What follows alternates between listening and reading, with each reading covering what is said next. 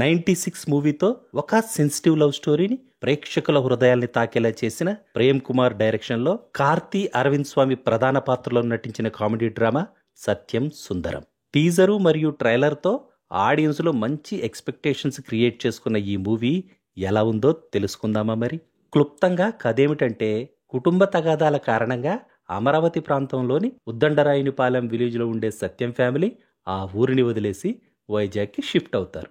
వైజాగ్లో ఓ కార్పొరేట్ కంపెనీలో జాబ్ చేస్తూ తన ఫ్యామిలీతో హ్యాపీగా లైఫ్ లీడ్ చేస్తుంటాడు సత్యం. అలా ఓ 30 ఏళ్లు గడిచిపోతాయి. అయితే ఇన్ని సంవత్సరాలు గడిచినా తన ఊరు జ్ఞాపకాలు, తన ఇంటి జ్ఞాపకాలు తనని వెంటాడుతూనే ఉంటాయి. ఒకసారి తప్పనిసరి పరిస్థితుల్లో తన బాబాయ్ కూతురి పెళ్లికి ఉద్దండరాయునిపాలెం వెళ్లాల్సి వస్తుంది సత్యానికి. ఈ పెళ్లిలో తనని బావా బావా అంటూ సత్యంపై అంతులేని ప్రేమ ఆప్యాయతలను కురిపిస్తూ ఒక వ్యక్తి తారసపడతాడు. తనెవరో సత్యం గుర్తుపట్టకపోయినా మొహమాటంతో తనకు తెలిసిన వాళ్లాగే మేనేజ్ చేస్తుంటాడు. మొదట్లో ఆ వ్యక్తి బిహేవియర్ విసుగు పుట్టించినా తనతో కలిసి రోజులు గడుపుతున్న కొద్దీ అతని ప్రేమాభిమానాలు సత్యాన్ని కట్టిపడేస్తాయి. మరి వీళ్ళిద్దరి జర్నీ ఏ గమ్యాన్ని చేరుకుంది?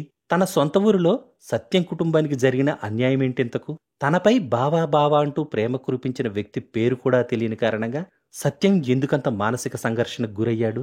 అసలు ఆ వ్యక్తితో సత్యంకున్న రిలేషన్ ఏంటి?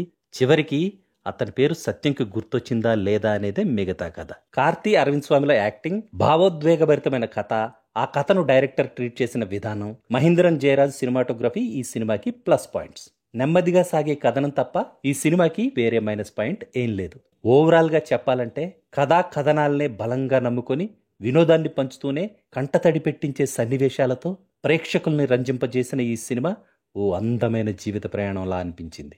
ప్రతి ఒక్కరూ చూడాల్సిన సినిమా ఇది, చూసి ఆదరించాల్సిన సినిమా ఇది.